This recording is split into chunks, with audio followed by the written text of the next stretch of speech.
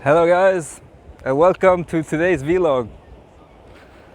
Today we are in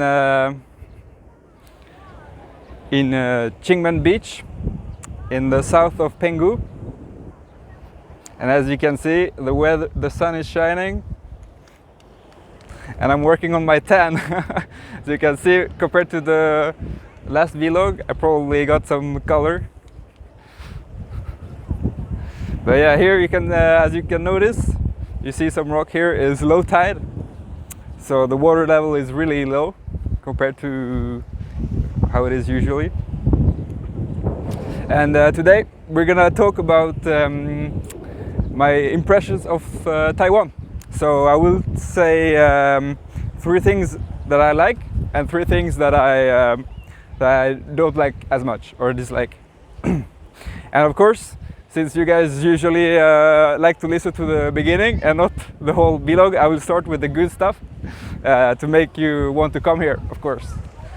So yeah, so the first really big thing I like here, and is one of the main reasons why I came here in the first place, it's not as like you could think the windsurfing style, but of course it's really good for windsurfing, but it's not the main reason. The main reason is the culture, which I really like, and it's very different from European culture in the sense that here it's very much based on learning and the Confucian style. And what you notice in society is there is a lot less, for example, criminality, and yeah, people, in a sense, they are more free because they can trust their neighbor a lot more.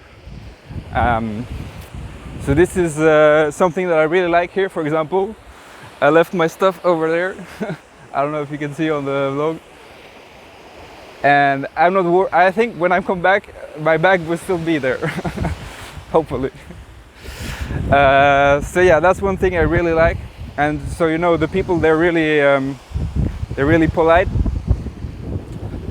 Especially among the youth, they really make it a priority. Sorry about the wind, by the way. You're probably gonna regret wearing earphones. But anyway, so you really, amongst the youth, you can see that that they teach them to be very polite and to respect other people and their elders. So that's the first thing I really like. The second thing, of course, coming from Sweden, is the weather. Like right now, it's 30 degrees, sunny, and it's amazing. It's just great being able to, like, almost every day you can just go outside, compared to in Sweden in the winter, where it gets super cold and it's dark. And yeah, you can't really go without a shirt. So that's the number 2. And third reason is, of course, for a foreigner, it's a lot cheaper here to go travel.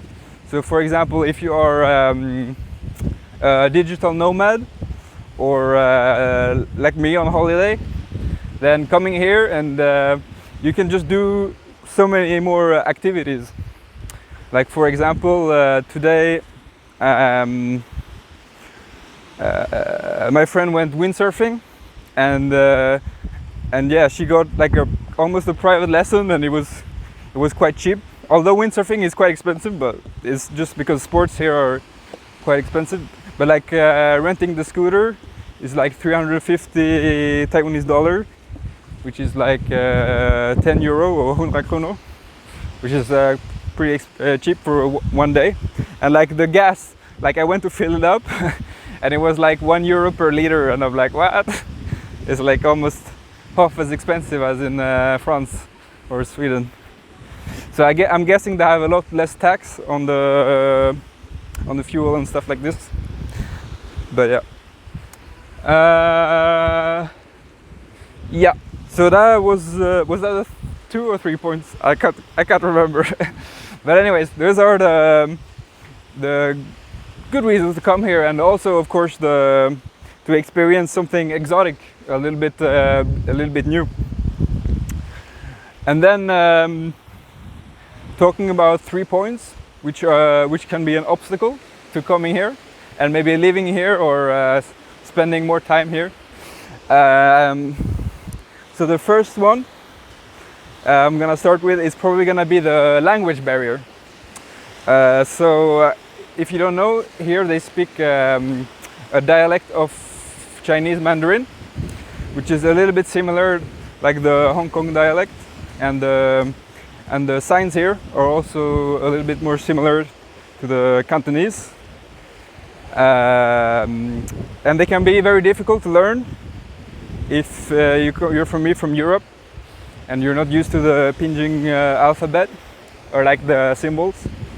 But I think like I've been studying now for a couple of weeks, and I've studied earlier, and it makes a lot of sense. Like it's a language that's based on logic a lot of the time. Like for example, when they say the days of the week, they don't say Monday, Tuesday, Wednesday. You know, they say first day, second day, third day, fourth day, 5th day. So like it's really easy to when you understand how it works, the principle behind it, then you can understand the basics pretty fast. And also how they use the verbs, and like she and he is ta is like the same.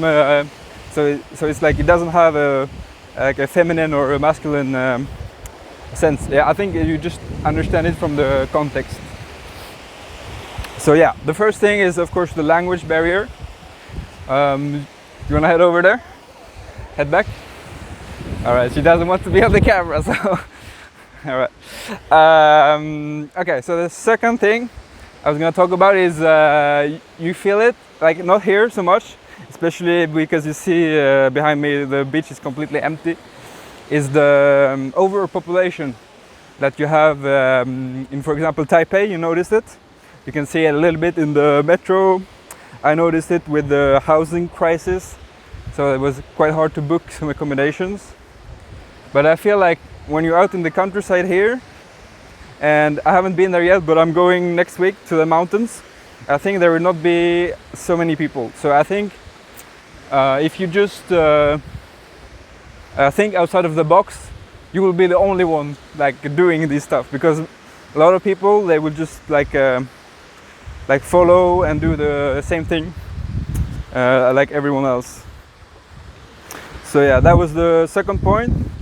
And the third point maybe is like it might be a little bit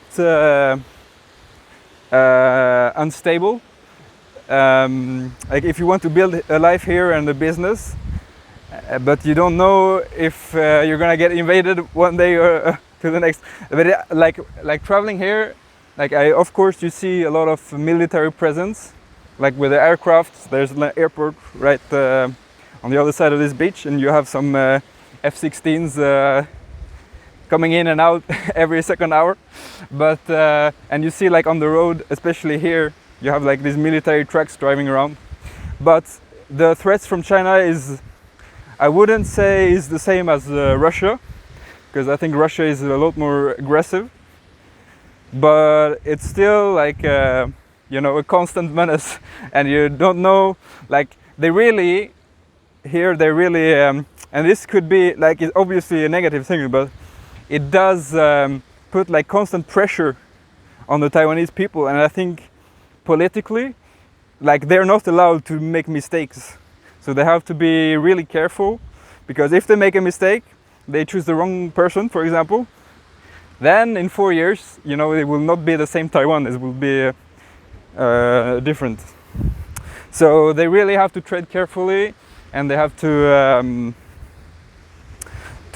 they just have to, you know, they really have to be precise in what they're doing, and they can't make too many mistakes. I feel like in Europe we have a lot of luxury in the West to make mistakes and to make experiments, like for example with Finland was doing with universal basic income and stuff like this. And if we get it wrong, you know, it's not the end of the world, we can always come back. But here it feels like if they make a wrong move, then there's no coming back. So So yeah, they have to think about that. But it does look very promising, and I think they're really going in the right direction. So that's great. So anyways, that was my hot take on Taiwan. I hope you enjoyed it and you enjoyed the scenery. And yeah, I'll see you in the next one. Peace.